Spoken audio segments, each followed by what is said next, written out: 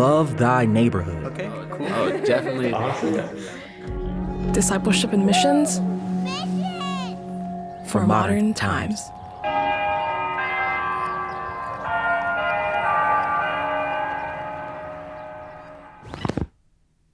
Hey guys, it's Jesse. So this week on the Love Thy Neighborhood podcast, we have a special surprise for everyone. So today you're going to hear the first episode of our brand new podcast, and it's called Things We Couldn't Say. Things We Couldn't Say is a podcast just for our Patreon supporters. You know, the truth is that we get to the end of every episode and we just have like a laundry list of things that we want to include, but just couldn't because of time. So we just decided we needed another place to continue those conversations. And here's the thing, Things We Couldn't Say, it is totally different than the Love Thy Neighborhood podcast. You know, on the LTN podcast, Anna and I really try to stay out of the way in the story. So we don't talk a whole lot about our personal feelings and thoughts on things nearly as much as we probably would like to. There's a ton of data and research and stories, thoughts and feelings that we are processing as we go through an episode. And often we get to the end of recording an LTN episode and we just realize there is so much more that we still are processing about it. So we decided we should do something about that. We recorded our very first episode of Things We Couldn't Say in response to the episode about the Enneagram. You know, we got all the way to the end and it almost felt like a therapy session. It felt like closure. And the truth is that Anna and I were a lot more present in this podcast. Unlike the LTN podcast where we edit and edit and edit, Things We Couldn't Say is designed to be unedited. It's just a conversation between Anna and I and a variety of special guests with us just kind of wrapping up all of our thoughts. You know, it's one part therapy, one part journalism, one part campfire conversation. So this is it. This is our very first episode of our brand new podcast. We hope that you will enjoy it, but honestly, we also really hope that you will make the decision to join us over on Patreon and support us monthly. For as little as $5 a month, you can get this podcast. You can head over to patreon.com/lovethyneighborhood, and once a month, you'll get to hear Things We Couldn't Say. In addition to that, we have a variety of other perks for different tiers. Head over to patreon.com/lovethyneighborhood. And we hope that you will enjoy this very first episode of Things We Couldn't Say.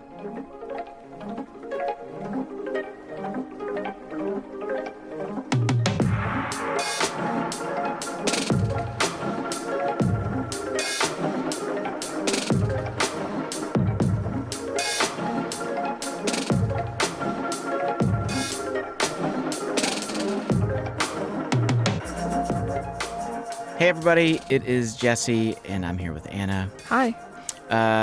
So hey, thanks to all of our Patreon supporters for supporting us month after month. And so what we're going to do now is we're going to have a follow-up conversation. So we just released our episode, The Truth About the Enneagram. If you listened to it, you heard at the very beginning that Anna and I wanted to go on that journey to begin to kind of work through some things, you know. I talked about in the episode that you and I are not exactly on the same page, at least at the beginning. We were not on the same page. Yeah. And that part of the journey was us kind of, you know, trying to work through a bunch of questions. You know, what do we do with this and this and this and all these details related to the Enneagram. And one of the things that you said at the very end of the episode is you admitted, like, we both have changed our opinions on some elements, you know, within this. Yeah. It's been quite the journey, I feel like. Yeah. But I think that even before we get to that, because I do want to answer that, I want us, that's going to be the big thing we're going to talk about today. But I think there's a handful of things that I'd like for us to talk about before we get there. So the first thing I want to talk about is this. For you, what did you learn in this episode that really felt important as it relates to the Enneagram? Yeah. I mean, before, you know, embarking on this like episode, I really didn't have that many questions about origins. Like most of my concerns weren't even related to origins. It was like related to like application / like use. But like once I did hear people's concerns about origins, I'm like, oh, that is something that I could be concerned about. So like all of the pieces that we talked about in the episode from like Zach's course, how like especially how it's modern. That was probably one of the biggest Like revelations. revelations that like, oh, like it's not some like ancient Mesopotamian like like spiritual like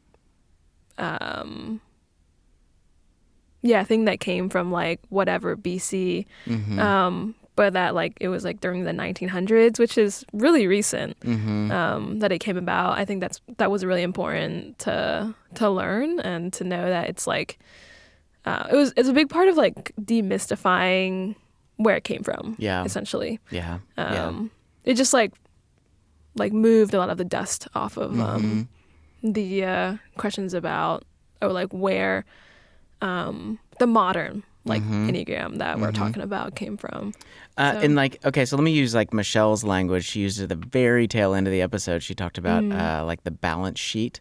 You know, for you, finding out that was not ancient, and actually that the whole ancient thing was just a lie. It was all made up. But that it was modern.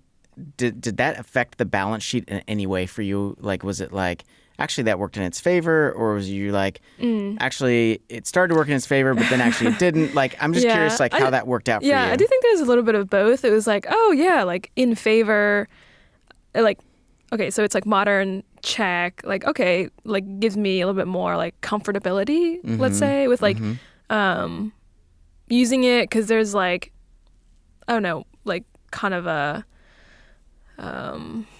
like it's not some sort of super mysterious, like clandestine thing that someone was trying to keep secret for a while. But then also like on the negative side was like, why were people like lying about its origins, or like why did someone, essentially Naranjo, like need to lie about him creating it if he just made it up? It's like hearing the clip when he was talking about Oscar Wilde, that Oscar Wilde quote is like, if you want something to be famous, just like make it up. And I'm like, well, like you're not like helping me out here when it's like right. If he were here and be like, hey, like I want you to like use this, I'm like, well, like do I want to use something that you're just like lying about and trying to make like essentially more have it be in your favor. So it was like a both and. Sure, totally. Yeah, because we didn't get to it in the episode, you know, but there's a lot of reason to speculate. There's just questions around his ability to be an honest person. Because the other thing, too, that was happening behind the scenes was that he'd just gone through this huge lawsuit. He's like, at that point in his life, he's trying to make a public claim that he's the owner of the Enneagram because he was trying to financially benefit off of it. And the courts had actually ruled that the Enneagram was universal knowledge. Like, it was sort of like the law of gravity. Like, no one can copyright that. And so he's real irritated about that. So he's also got these motives to say, well, actually, the ancient thing's made up and I made it up. Yeah. You know, it's like, just there's like a lot of there's motives muddy. there. Yeah. And so, and we didn't even have time to like go into all that drama. Yeah. And so kind of like his back and forth is like, honestly, just like a lot to kind of like sift through. And it's like too much work to decide like, oh, like if I have to sift through like all of this, this is his claim, this is what other people are claiming is like universal like knowledge and stuff like that, I might as well just like, it's not like that important to me to like to suss it out. Totally really go for it. Yeah, I think for me, you know, when I think about some of the like the important things that I learned, I mean, absolutely hands down, the fact that it was modern and not ancient, that's a big deal. I mean, even in my own book, like I released my book in January, and it's a really unfortunate thing. One chapter I talk about the fact that it's mysterious, but then I had written this other chapter like months and months earlier where I was still under the impression that it was ancient and was holding to that. So I make reference to it as an ancient thing. And understandably, some people that have reviewed the book, you know, they hit me for that. And I get that. So yeah, I think that was a pretty big revelation. And then of course, like these are really troubling guys. Like these guys are just It doesn't help like their case of like no. how helpful the Enneagram can be if like they themselves were like essentially like lying to people or like seeking their own like interests of like ownership and like money and finance, all of that. I think the other thing too that and I won't go too far down this path, but like the other thing that another question that arises for me is just like Michelle went to her bookshelf, right? She's going through all the books and they're like ancient, mysterious, unknown source. And then ultimately we find out that Rohr makes his comment in the book, and all, like there's a part of me that is really troubled by the idea that so many people told this story about it being ancient without really being able to verify that, and the idea that it turned out to be true. Like Christians bought in at some level because they believed it to be ancient. And there's this question, would the Enneagram be as popular as it is within Christendom if we did not initially believe the story that it came from the Desert Fathers? And so there's a level where like I feel really bothered because a lot of people have benefited off of that story, and so that troubles me, and so anyway, so that troubles me, and at the same time, I'm still trying to look at the thing independent and on its own, regardless of all of these shenanigans, that sort of surround it, Yeah. I like think about, like, I wonder how much like Rohr knew about like what he was citing, because like what Tyler had said, or like somewhere in the episode, it was like, I forget if this was an episode or not actually, but it's in Tyler's course that like it shows up in his book once, and then in like the next edition it's like gone. So like at some degree, like someone knew, if not Rohr himself, that like the citation was just like a bad citation and like poor writing.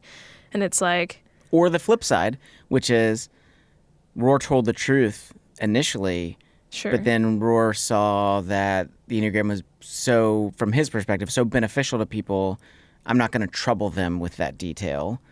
So it was like, so he withdrew it, not because he doesn't think it happened, but because he'd rather people not know about it, I don't know. Right, But it's all speculation, right? Like we're sitting here and we're like, maybe this, maybe this, maybe this.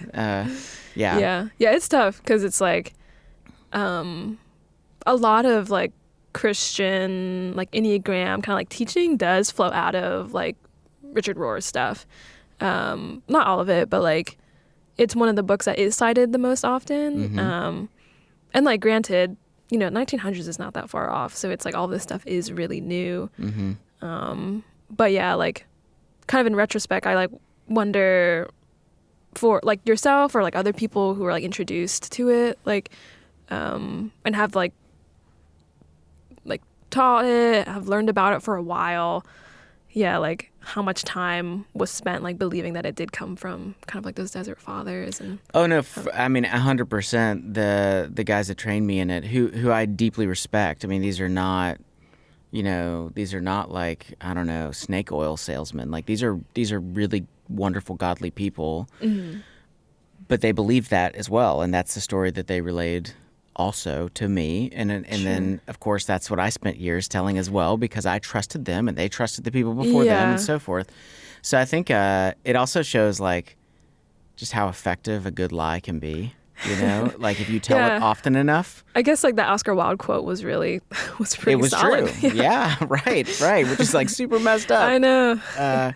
So okay, let me move on to this next section I want to do in this conversation, which is basically all about like unresolved questions, like things that I really had hoped we were going to get to talk about. So much. We were just out of time. I mean, it's already the longest episode we've ever produced for the LTN podcast, so we started having to like throw things out, right? Yeah. We've had other long episodes. This is up there for sure. Yeah, like, I mean, an hour and 10 minutes, it's a pretty lengthy one. Yeah. So I want to kind of click through a handful of questions here. So One of the questions that we did not get to really explore very thoroughly, is it scientifically valid? You know, Yeah, can that's people look something at it and say talked about psychologically this it's a lot. valid? Yeah. And you and I had a whole bunch of conversations off the mic Yeah. about that. Yeah. Because that's one of your questions. Yeah, right? yeah. I mean, it was like a question essentially that I was asking based on other people's questions, like online and people who are skeptical. So Yeah. it's like when it comes to the body of scientific like research, how much of that exists. Some people claim, I haven't like dived deep into this, so grain of salt. Like some people claim that like there's no scientific research that's It's basically like been pop pooled. psychology. They think it's just Yeah. sort of like based off of Yeah. people's observations. It hasn't been like studied at the academic level, Yeah. et cetera, et cetera. So, and I know there's probably responses to that. Yeah, that and you there have. are so there's a few Yeah. things. Yeah, so there are some very famous psychologists who think the Enneagram is laughable. They just think like it's not helpful. It's not true. That it actually hurts people. These aren't even Christians. These are just sort of they're psychologists. But then it gets confusing because then there are also really well respected psychologists who Dan Siegel wrote like the foreword to an Enneagram book that came out like a couple years ago, and then even on our own show on the Enneacast, like we've had Dan Allender, and then you get Adam Young, Dr. Allison Cook, like it's all these really brilliant folks. Yeah, they're well studied. They're yeah. like professionals in their field. So one of the things that Tyler pointed out, because I asked him that question in an Yeah. interview I did with him, was like, what do we do about this question of validity? And he pointed out, once the courts ruled that no one could own the Enneagram because it was more akin to the law of gravity than it was to like the 5 love languages. That's where the courts ruled. It was more like this is just truth. Once that happened, all like financial incentives were suddenly kind of killed at the giant corporate level. And typically when something is being tested, it's because somebody stands to gain billions of dollars. Like that's kind of how it works. We're going to test this thing because we're all going to make a whole bunch of money off of it. And because of the way that the Enneagram is sort of utilized by a ton of like mom and pop kind of scenarios, there's not somebody out there. There's not a big corporation that's like, oh yeah, we're going to. Like there's no huge company that's like dumping R&D. That's exactly into- right. So there's a whole bunch of people that are making really comfortable occupations out of the Enneagram, but that still is not the same as, somebody that owns like the Myers-Briggs. Like that, it's just, you can do way more financial investment. Does someone own the Myers-Briggs? I think so. I don't know. I don't know if it's Myers or Briggs. I don't know who owns it. Yeah, I'm not sure. But I think that somebody does own the Myers-Briggs, and as a result, like they financially benefit in ways that the Enneagram's just it can't be utilized in that same way. So Tyler just pointed out that reality that there is preliminary research. So let me clarify that too. In my research for the episode, I did come across a variety of psychological journals of people doing preliminary research regarding the Enneagram. I'm not I don't do like scientific research. So is that like a first level? Yeah, like, so the ones that status? there's one that comes to mind in particular that I found, and I wish I could remember the citation, but I'm going off memory here. But they said in this particular journal that the Enneagram does meet the threshold for validity because it has a predictive index to it. It has a certain degree of reliability in terms of outcomes. It like clicks off a few different things that are necessary in scientific experiments, and it says it meets those. Now, the one area that often the Enneagram doesn't meet the threshold is related to tests. So the Enneagram at the narrative level, meaning that you self-identify, you're working through it, you're thinking through it, and you go, you know what, I am a type blank because of this. Tests as in like people who take an Enneagram test? Yeah. Okay. So if you I think at one point like BuzzFeed had like an Enneagram test. Like if you go to BuzzFeed and you take their free Enneagram tests, this journal would be like, that's not going to be very reliable. Okay. And in fact, I'm going to be careful how I say this because I don't want somebody to come after me. There is a very, very popular Enneagram test that is out there. A friend of mine who's a leading research in the realm of psychology, he ran it through all of the rigor that he does because he wants to be able to have measurable data.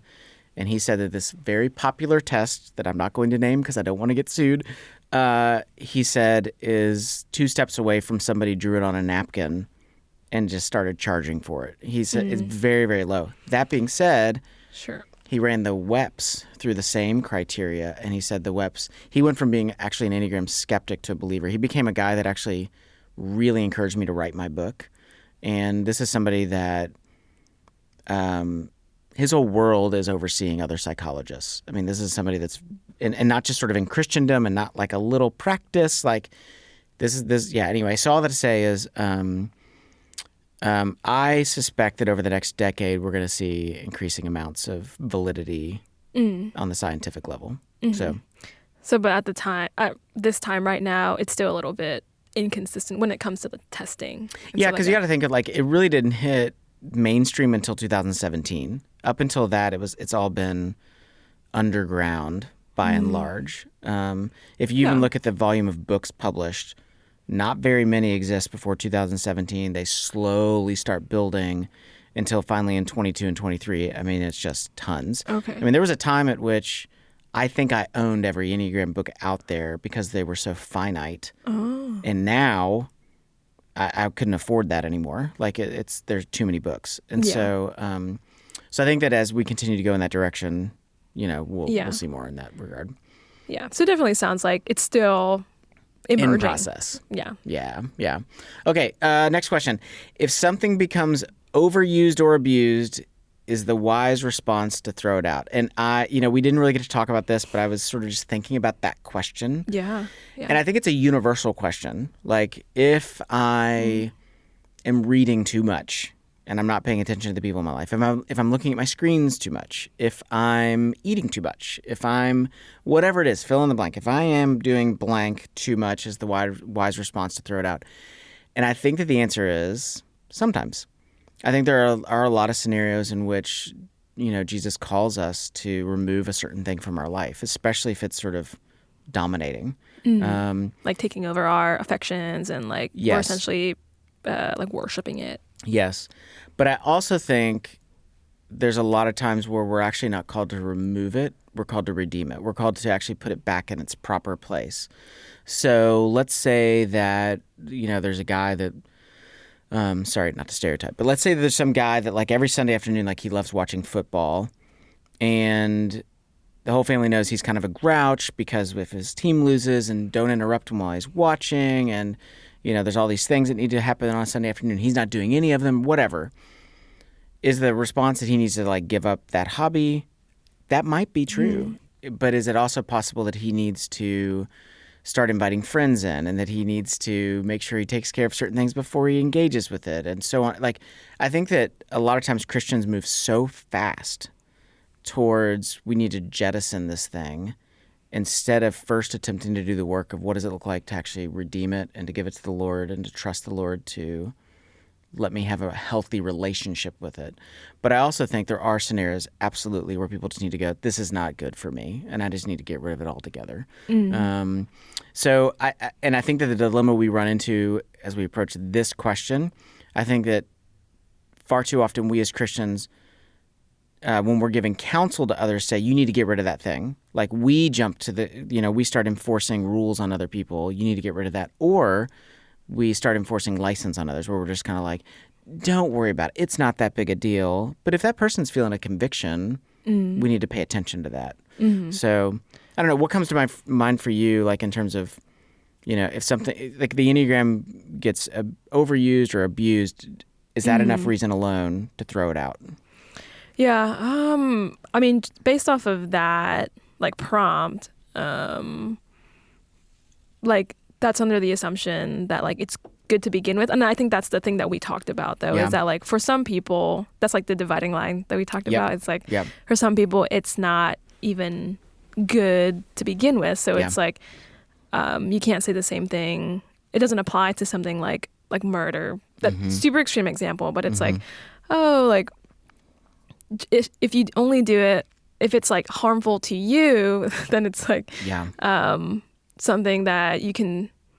If it's harmful to you, then you need to stop. So that was really convoluted, but essentially it applies to things that are good to begin with. And for me, at least, like my like gut right now is like it's pretty neutral. Like the Enneagram's pretty neutral, as it is like a thing. And so like when it comes to like the application / like use of it, if it's not healthy to like someone who's using it, or like how you're presenting it to people, like it's either like hurting others or like hurting yourself, then like definitely needs to be like examined again and like checked to see if it's like healthy for the people using it. That's like for me, like that question is pretty broad. So like I think a lot of times fear is a big thing that causes people to jettison stuff. Like, let's say reading a book about, like a fictional book about like fantasy that's like, this like these elves from this like kingdom go on an adventure. It's like, do I believe that like elves are real, and is that going to harm my like spiritual life? Like, not necessarily. But if I like find myself getting sucked into that world and like finding comfort and like let's say like so much affection for like the characters in these worlds that are actually like fictitious, and not like being present in the world around me and like the present reality, then like that would be something that isn't healthy for my overall like like just like spiritual and like personal health. So I think with like like the Enneagram, it's like pretty easy to jump to like just get rid of it. Yeah, well, like if it has like harmed, then like don't use it at all. And we've talked about this, like, or if it's like super beneficial, then everyone has to use it. Like that's like the easy to impose kind of path to impose either direction. Sure. To say either get rid of it or you need to utilize this. Yeah. So I think like for Christians at least, and I'm talking like stereotypical kind of like evangelical culture, imposing fear is our thing. Well, fear is something that like drives a lot of I think like content that's generated online about things, and like commentary and like statements about X thing, because it is seen as dangerous. And that's not to say that it's not true, that it isn't dangerous, but like it just kind of like reveals, I think, like the lack of trust that people have to to like allow God to like help them examine it without like tossing it out right away. And if someone's conclusion is to like toss something out because it's not beneficial or it's dangerous, then like like if you trust the Lord, like God's gonna lead you on like those paths of righteousness to like so that it like honors the Lord and honors other people and honors like your own health as well. Those are some things that came to mind. Well, these next two things I want to talk about, they kind of go hand in hand, and I'm gonna confess on the front side, like I'm bringing receipts on this, so I'm gonna ask a question, but I'm like, it's a setup for me to like talk about something very specific that I wanted to talk about. I just didn't have the time. So and this is the time for it though. So okay, so one of the things that I talked about with Tyler that we just didn't have time to get into was this idea of like, how should Christians relate to the culture? It's like this big philosophical question. And Tyler actually developed this spectrum. There's 4 spots on the spectrum, and it goes all the way from let me tell you the spots, okay? So 4 different possible responses related to Christians engaging the culture. Okay. On the one end of the spectrum, you have the conformist. Okay. So the conformist is of the world. So it's like there is no difference. They're like taking it wholesale. taking it wholesale. So they may even use God, Jesus, Bible language, all that stuff, but in their functional day-to-day life, there's absolutely no difference in their values, in their decision-making, in their affections. They look absolutely just like everybody else. No difference, okay? So that's one option, the conformist. Okay. Then, if you'll forgive me, I'm gonna skip the two in the middle. Let's go all the way to the other end. So if the conformist is one end, the other end is the fundamentalist, and the fundamentalist is against the world. So if these people are all about like, I'm buying it wholesale, the fundamentalist is I'm rejecting it wholesale. Like it is me against the world. We need to fight against the world. The world is here to corrupt us. We're going to push back at every opportunity in turn. And they're sort of stuck in a perpetual fight mode. And a lot of what you talked about a moment ago, this idea of that fear it's a really motivating factor.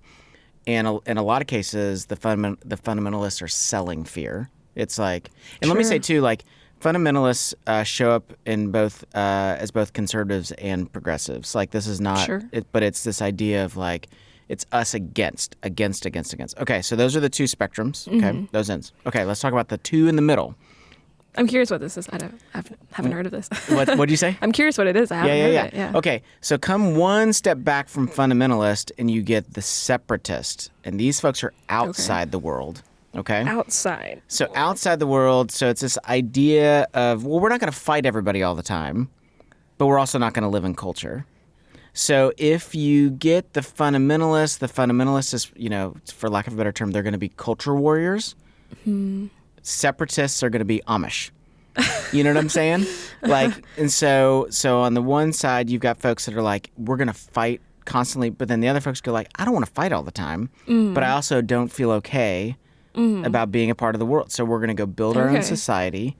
We're going to go like build our own culture and be away from it. And a lot of Christians are attracted to that. This sort of utopian vision. And they do look different. Like if you think of Amish culture and like the way that people dress and the way of living, it's very different. So it's pretty obvious that they're like separate from something. Okay, so before I tell you the final category, just think about this as it relates to the Enneagram. Fundamentalists, they ain't going to be into the Enneagram, right? Because they're going to see it as it's part of the world. We're going to fight against the Enneagram. Separatists are probably also not going to be into the Enneagram because they've got their own thing going. Like we have the Bible. Why in the world do I need any of this other stuff? Sure. Then all the way on the other end, the conformists, they don't care. They're fine with everything. So it's like it's all good. So Tyler proposes the people that typically want to engage with the Enneagram the most are the final category, and those are the transformists. And those folks are in the world.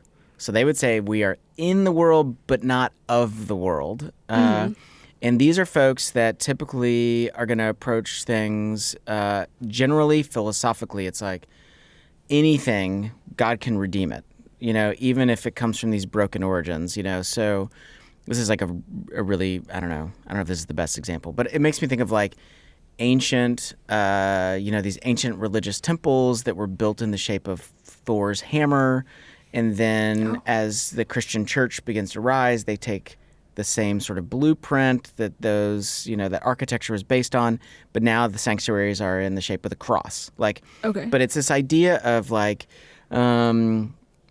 God's beauty and truth is so permeable and so at work in the world that we can look for him anywhere and that there's opportunity for him to redeem. So if Southern Baptists became Southern Baptists originally because they wanted to own other human beings as slaves, the transformists would look at it and go, hey, there's an opportunity here actually for us to repent of that and to change this institution.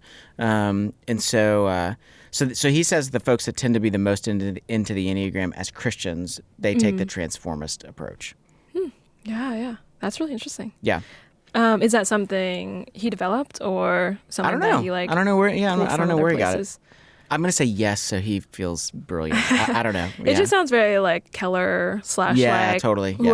Yeah, something very similar to. Okay. So let me just like do it in chronological order because I did it in real weird order. So on the one end of the spectrum, you've got the fundamentalists who are against the world. Then you've got the separatists who are outside the world. you have the transformists who are in the world, and then you have the conformist who is of the world. So those are the 4 categories. So with that being said, here's the receipts. This is the illustrations I wanted to do. There's this big question of, can Christians redeem something from non-Christian origins? And so a lot of people hear the history of the Enneagram and they go like, I'm out. Like, there is no way. Beth and Jeff McCord on their website, if you go to yourenneagramcoach.com/origins, they have a bunch of illustrations of God's people working as transformists. So examples of that would be, God used the Hittite suzerain, I'm so sorry if I'm saying that wrong, suzerain treaty, an accepted form of creating a covenant in its time to signify his relationship with Abraham and his offspring. So he's using something that is culturally done by lots of people in order to illustrate his relationship to his people. But they did not necessarily, it's not like they did not create it. It was something that was already happening. Okay, in the book of Daniel, we see Daniel bring his faith to Babylon, and while remaining faithful to the Lord, learn the Babylonian culture and language. Psalm 104 has parallels to the great hymn to Aten, which was from the 14th to 13th century BC. Psalm 29 appears to be a Baal worship song that was adapted for Yahweh. The Genesis creation story appropriates significantly from the Epic of Gilgamesh. In the book of Proverbs, a whole paragraph draws on an Egyptian wisdom text called the Instruction of I've heard of that one. Amenmope. Something like that. Yeah, I've heard of that one. Yeah. But the basic idea that is functionally the truth is that a lot of times we come to the Bible and we go like, we want the Bible to be totally insular, uncorrupted, apart from all other everything, when the truth is that oftentimes we are actually seeing elements that all people are in culture. Jesus was in a culture. He had a culture. The people of God throughout the Bible had a culture, and they were exposed to the broader world, but God was at work even through those cultures, doing things and redeeming things. So, so that's my philosophy as it comes to the Enneagram, is like, I can totally, it does not, I think a lot of people are like, doesn't it bother you that these, and I'm like, not really, it doesn't bother me. And so, Sure. Yeah. Any thoughts on any of that?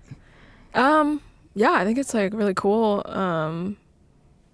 that there are like examples. I think making those parallels I think is really interesting. I think that I don't know. I don't have that many thoughts on it, honestly. Yeah, that's okay. Just laid That's it out okay. and I'm like, Yeah. hey, looks good. Okay, well, let me turn the corner then to just our last few questions I want to talk about. So let's start with this one, and I'll ask it. You answer first, and then I'll respond. So, in what ways do you believe the Enneagram can be helpful as people try to follow Jesus? Yeah, I remember one time we were talking about it's just like, and this didn't go into the episode, I don't think, which was for anyone who is more like anti-Enneagram, like how will you like take the responsibility of being like self-aware? And I think like another way to say that is like, how can you take responsibility to self-examine? Because like self-awareness, like it's just like a different word or way to say like examine your heart, and that's right. Like in the Bible a lot. Like you say you judge people, but like what about you? Or I forget, what does Paul say? It's like you're judging people, but why don't you judge yourself and examine your own heart? So I think like with other like systems, like personality tests and like essentially just prompts to like make someone aware of how they move and operate in the world, it's like helpful. So it's like, okay, like if the Enneagram helps like someone like identify this is like like a pattern in which that like I mistreat others, like this is how I tend to, let's say like out of like an insecurity or something like that, like lash out in anger or be unresponsive to someone's pain. Because it's like let's say like things that Jesus teaches like about well, let me just rephrase that, like how Jesus lived, like and his lifestyle essentially is like him being like attentive to other people's needs while also having like righteous anger. And so like how can we put like anger in its like rightful place? So just like essentially knowing how Jesus lived and like seeing how different parts of yourself like does or does not line up with that. That's something that comes to mind. Yeah, that's good. Yeah, I think that for me, and this is funny. I think this might be part of my personality. Like, I actually see the Enneagram most helpful in its ability to locate the negative parts of who we are. I think the positive stuff's helpful, great, yes, obviously, but I don't necessarily come to the Enneagram because things are going great. I'm coming because like I'm trying to figure out what's not working. And I think that what the Enneagram offers that's really beneficial to us in our relationship with Christ is that it shows us the schemes and patterns by which we avoid trust and we avoid intimacy. And because we're so clever as people. And I think in particular, one of the things that the Enneagram is really beautiful in its execution of is this idea that all of us have a deadly sin, and that the deadly sin is so permeates who we are that it doesn't feel evil, it doesn't feel dangerous, it doesn't feel destructive. It actually feels very rational and reasonable, and I think that is only an additional affirmation of the truth of Scripture, the extent of which, how is sin permeating us and keeping us from trusting the Lord, keeping us to have intimacy with Him and other people and ourselves. And so I think the Enneagram offers an ability for us to see our brokenness with a level of specificity that, at least in a lot of Christian vernacular, we can sometimes avoid. We'll talk in big category, we just say sin, and we just mean like this big thing. And I think the Enneagram helps us get a little more specific in exactly the patterns of how that sin is playing out. But then on the flip side would be, man, the beauty of Jesus in response to that. Like, I mean, there's these moments where, like, if you really kind of dig into certain aspects of the Enneagram and you have to wrestle and contend with, this is how I move in the world in these broken ways. And then you really begin to realize, like, oh my gosh, Jesus has always been abiding with me amidst that and has responded to me in these particular ways. Like, yeah, so I think one of the greatest benefits is that it can show us the ways in which we subtly and cleverly try to avoid trusting God at a deep level, and not having to have intimacy with Him and other people. Okay, so let's flip the question. Yeah. Okay, so then on the flip side, so if these are some of the ways the Enneagram can be helpful, what are some of the ways that you believe the Enneagram can hold people back from following Jesus? And let me say this too. Let's just say, in what ways can the Enneagram, even a Christian approach the Enneagram? Because it's one thing, like, we don't even necessarily need to talk about a secular approach. Like, that's devoid of Christ altogether. So I'm not worried about. I shouldn't say I'm not worried. I am worried about that. But it's a totally different conversation. For this conversation, even a Christian approach to the Enneagram, in what ways do you think it can hold us back? I think kind of like one thing like I've thought about. I've also like heard other people talk about, so it's not an original idea, but it's like getting stuck in like always like thinking there's some like work to be done, and there always is work to be done, and like continued sanctification, but kind of like I think sometimes Christians can get stuck in like a loop of like believing there's always something that needs to be like constantly like strived for. And I don't think that's like a bad thing to be like continuing to work on themselves, but there is like freedom that we have like in Christ, where like it's not just about like me working on myself, but like trusting that God's going to do the work in me.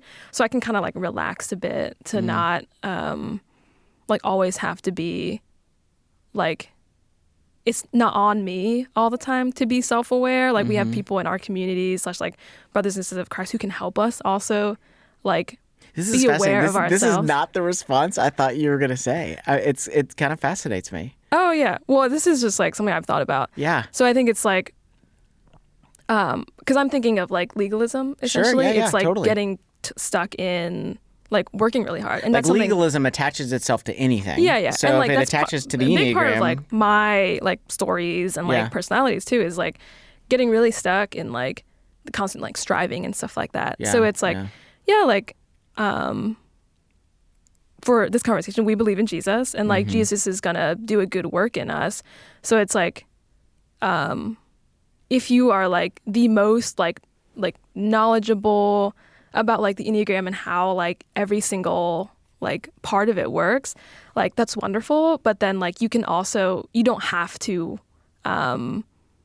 like learn all of that for Jesus to be doing a good work in you. Yeah, totally. So it's like, totally. I think like anything like take it too far, right? But then like with any kind of like system of like understanding and like knowledge, it can be easy to be like, what's like the next thing I need to figure out so that I'm better? What's the next thing to figure out so that I'm better? But like, I think there's a degree that we can just like relax a little bit and like be like, okay, I've like done this amount of, let's say like self-examination and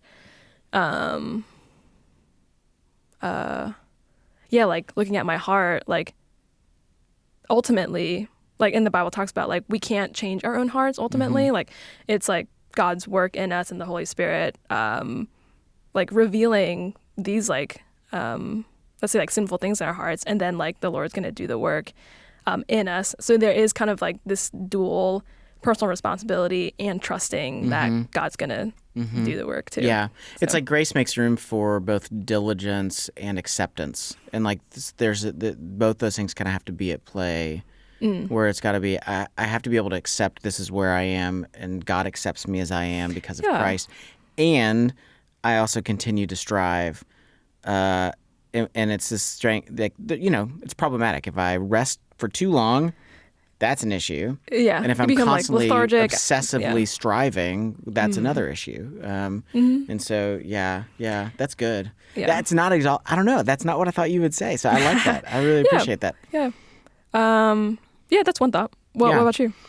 I think, I resonate a lot with what you just said. I mean, I have had, I have that tendency to want to just, I mean, it's kind of in my disposition. Like, I tend to want to have heavy conversations. I can get kind of serious at times. And Sure.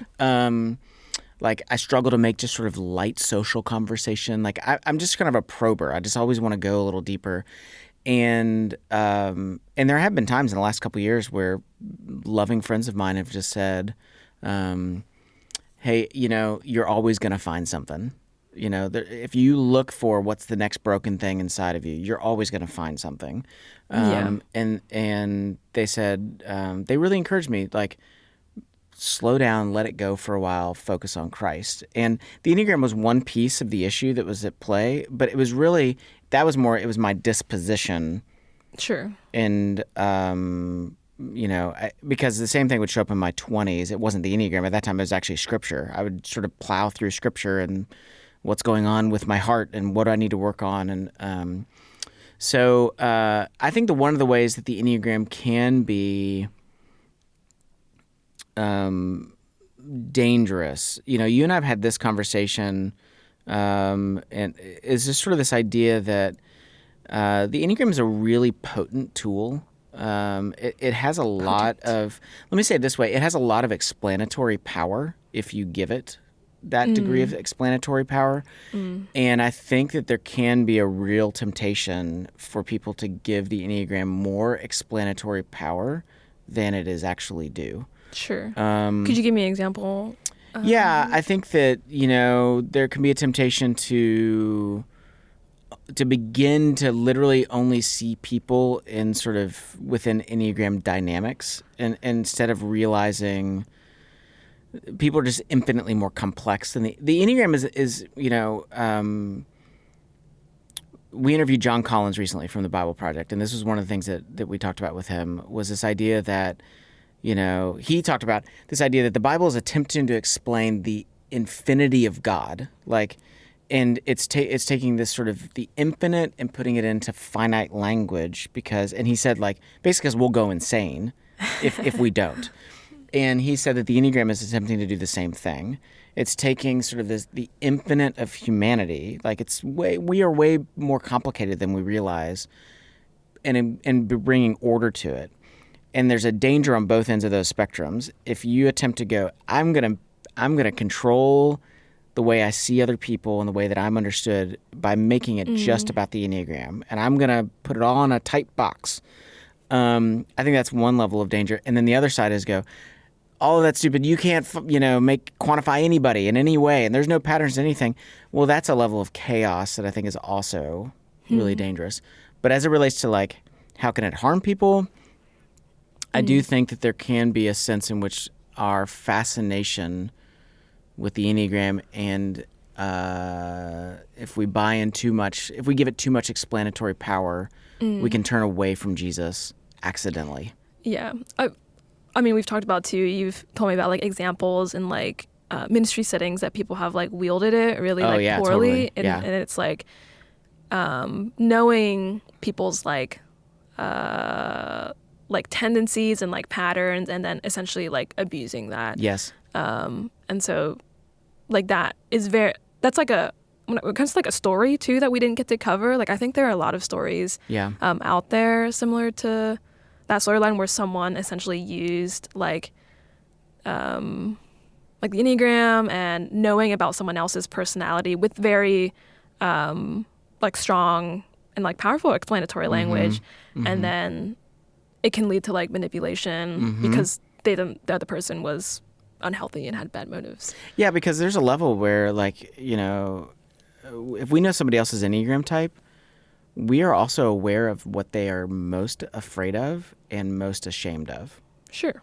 And so I think there's a lot of people, man, they can, and there's probably moments I've been guilty of it as well. I've probably not utilized that knowledge with the most wisdom at times, and so so I think there's a lot of ways that we just get our eyes off Jesus, and and I think going back to the question, it's that's using something that's in service for the self or in service for someone's personal gain or desires.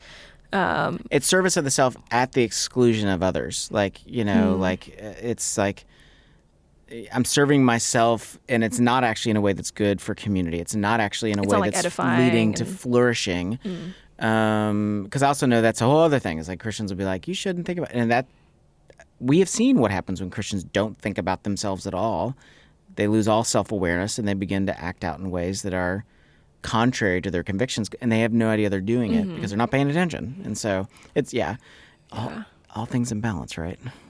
Yeah. Trying. Yeah. Okay, so let me land the plane here. So this is the big question. So last question, what changed for you regarding your attitude toward the Enneagram or its application? I mean, definitely from the onset, because I didn't have any kind of frame of reference of origins before starting the episode, or just kind of the pre-production part of the episode. There is a good bit of fear in me that's I would not want to participate in anything that has essentially evil intent. That's just well, I don't know anyone who really wants to do that or does that on purpose.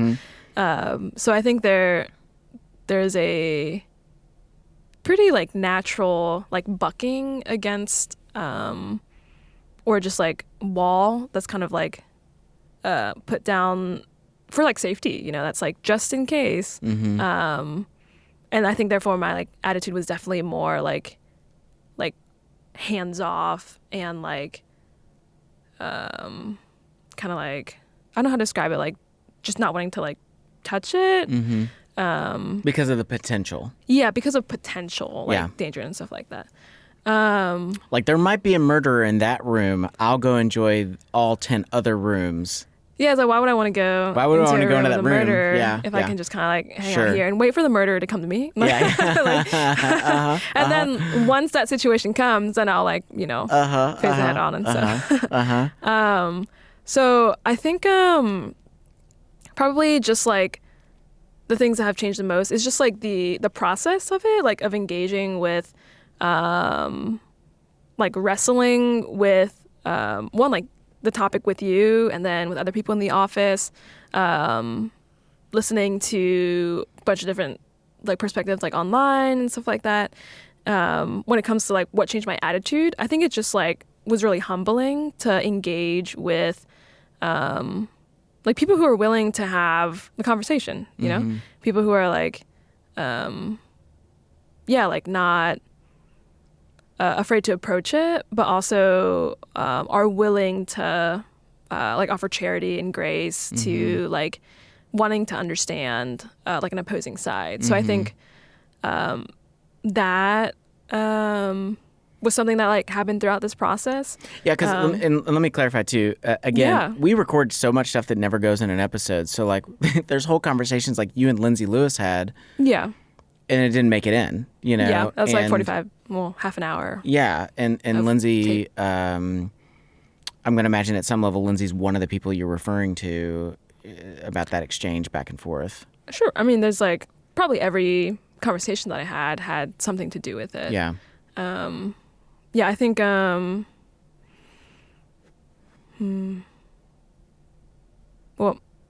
give me another minute if you could. Yeah. If you can give it a shot, and then if there's something else, I'll add to it. Yeah, because I am curious, because I do want to, I would be curious for you, like if there's like a final verdict. So let me I'll respond and then. I might need a minute for. So I think the biggest thing that changed for me, I think I had, you know, you and I talked a little bit about this very early on in the production for this episode. Is like I have a certain degree of hurt from the church over the last several years, and a certain degree of feeling betrayed by Christians, and in particular people that I really respected through the years. And I think that I didn't realize it till it kind of came and went, but Jack Hill Perry's comments really caught me off guard, because the truth is I had worked for years on trying to, you know, write this book and get this publishing deal, and you know, it was a big deal for me, and it was a big sacrifice for our team for me to go.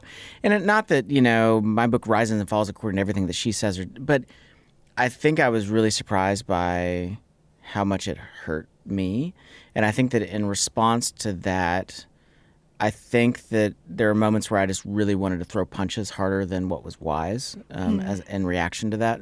And I think that through this process, what I definitely experienced was just a softening toward people that have deep worries and concerns and convictions. And I think that as opposed to maybe my initial tendency would have been to kind of like, you know, dismiss those viewpoints, I think that through this process, I think there's a real sense of, I feel a greater responsibility that, especially if I become aware that somebody's really not comfortable with it, to be very thoughtful about the way I dialogue about it, if at all. You know, in some cases, don't even bring it up.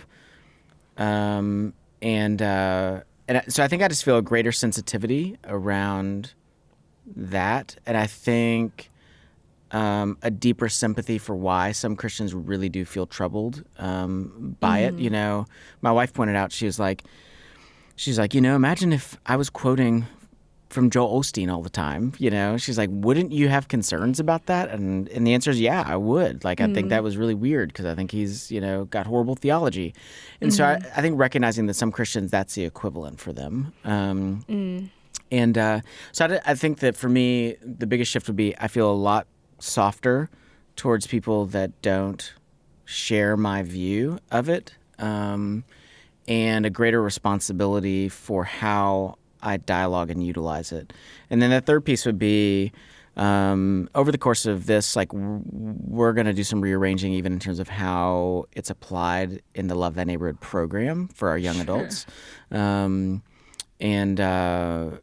and really kind of try to approach it with a little bit of a lighter touch, and see if that can be a little more helpful for folks. Yeah. Yeah. That's really interesting. I think it's like cool that I don't know, I'm just like encouraged to hear that, and like it's like really encouraging, I think, hearing that from someone who's like a leader, and that like yeah, it's encouraging because it helps me like trust you more, and like helps me to like really trust that like you and I already know that you have like a high like level of care, and like you care so much that like you're being sensitive to like your approach, not just like where you land on something, but like how something is like thought, the process in which you think about things and like approach people. So that's just like really encouraging for me. Yeah, well, So- good. I'm glad. Yeah. I'm glad to hear that. Yeah, you were gonna ask about the final okay, verdict. so then? yeah, for you, if you kind of had to make like a final verdict, if you go, okay, this is kind of my summary of where I land. Like, what's your summary of where you land with the Yeah. Enneagram? Oh gosh, summaries are tough for me, like for real. I could borrow Michelle's balance sheet language because that's actually really helpful for me. I would say, yeah, like plenty of things got resolved when it comes to like, concerns about like origins and stuff like that. It's not as concerning for me anymore. Like, let's say, like that it wasn't ancient, but it's actually modern. That's not as concerning. It still like does like sketch me out of like the way that it was kind of brought about, essentially. When it comes to like the new age like people that it came from, because I think there's still like concerns about like adjacent teachings from the new age essentially being combined with like the Enneagram, because it has like been like, because it kind of like came from that. So there's like, when it comes to ancient modern, that's like, okay, yeah, it's modern, great. So it's like there's still a little bit of concerns about like how in some ways, like, I don't know how to describe it, like teachings kind of just get carried over. New age teachings could get like leaked over. But I think if like from a Christian perspective, if like Christians are really like intentional and like with like a lot of care, like using it to point people to like be like Jesus, to like acknowledge like sin in their life and like the world, and like if it's used to like really like with like a desire to be like Jesus and then do what Jesus tells us to do, then like I feel a lot more comfortable with it. Even like, let's say it being used here at Love Thy Neighborhood, I'm like, okay, yeah, I feel like more comfortable with it being used, because I trust that the people who are like teaching it want the people who they're teaching it to be more like Jesus. So that's my shot as summary. Yeah. Yeah, kind of where I land on that. That's great. So I don't know, for what it's worth, the one thought that does come to mind is I think it's a very reasonable thought, and I say this, for anybody that's listening to this, I think I say it for myself, for you as well. That question of how much of the New Age teaching is kind of continued onward. Sure. But I think that around that, the burden does come back to us to name with specificity what that might be. Yeah. Because I think a lot of times, I would listen to anti-Enneagram folks, and they use these big categorical phrases. It's like it's this and it's this. But specificity is really important in that conversation. Yeah. And so, because I think in a lot of cases, I would actually contend that actually a lot of these New Age folks were borrowing from Christendom. Like, all we're doing in a lot of cases is taking it back. I think a lot of the ideas that they're toying around with, and we just didn't have the time to go into it, but I mean, there's just so much that comes from ancient Christian theology, and so I think these folks we're taking it and twisting it, and I think that it's an opportunity for us just to go, I think we're going to take that back, and we're going look at it correctly. So yeah, and that takes a little while to parse out because it it's does like totally. Yeah, like if it was like borrowed from a long time ago and then used and then it's a game of telephone. It kind of gets like messed up as it goes on. Yeah. Maybe Tyler can do something like that. Yeah, that'd be helpful. Okay, my final sort of statement around the Enneagram. I think that I really I do like the phrase that the Enneagram is an ego reduction tool. I think I actually think that's a helpful phrase. I think it's a really helpful way to sort of think about the Enneagram. And in terms of its application and its usage, I definitively stand here feeling even more confirmed. It does not have the transformative power of Jesus himself. No system, no tool can ever do what God himself can do. And I do understand why some people feel like that's enough. But I think that in all of our brokenness, God in his kindness gives us lots and lots of things to help us begin to understand what's going on. So everything from, if somebody gets Alzheimer's and hopefully there's more advancements to help us understand what's going on there, all the way to, the alphabet. But I think that there are just a lot of gifts that God gives us that are not necessarily tied directly to issues of salvation. But I think that... I think that's a good call out. Yeah, it's like when we are saved, and then like how does God work out that salvation and continued sanctification in us? Totally. There's like a lot of like beautiful and like diverse ways that the Lord does that all over the world. Yeah. Like not just with like personality systems, but in different cultures and different countries, the way that like God redeems like a village that like used to worship idols and stuff like that, but still retains their like dance culture or like That's right. their like textile like cultures and like the way that they work and stuff like that. Yep. Yeah, totally. So yeah, I and then let me say this too, and I think I've made it clear, I think it is wrong and a tragedy that so many Christians were sold on the lie that it came from Christendom, and I think that that's something that is worth paying attention to. But I would also flip it and say, there's so much truth, not capital T Jesus truth, like not Jesus himself as the truth, but just not lies, things that are true to reality that are in the Enneagram, and they're pulling from the truth of God, even if they don't realize it. So I think the Enneagram can be a very helpful tool for people, but as all tools go, it needs to be held in its proper place. It's not salvific. It is not the gospel. It is not Jesus. Like all tools and all things that we enjoy, we tend to let it run away and get a little too big. But I would encourage, before you throw it out, take some time to actually try to put it back in its proper place. And the other thing, one last thing would be this. If, for folks that have not, I would encourage folks to really honestly take time and to meditate on some of the specifics related to their type. Like, what is this deadly sin doing to my life, and how can I see it at play? But then as a response to that, what is the invitation to see the goodness of Jesus responding to that? And he always has been. So in the end, I would love to see people utilize the Enneagram, but it's okay if they don't. Tons of Christians throughout the ages have followed Jesus faithfully without it, and that's just one option. Yeah. Well, yeah, thanks so much for listening and for joining us on Patreon. Feel free to share what you've heard on this kind of like conversation. Yeah. So thanks, everybody. And we've got some more episodes coming up soon.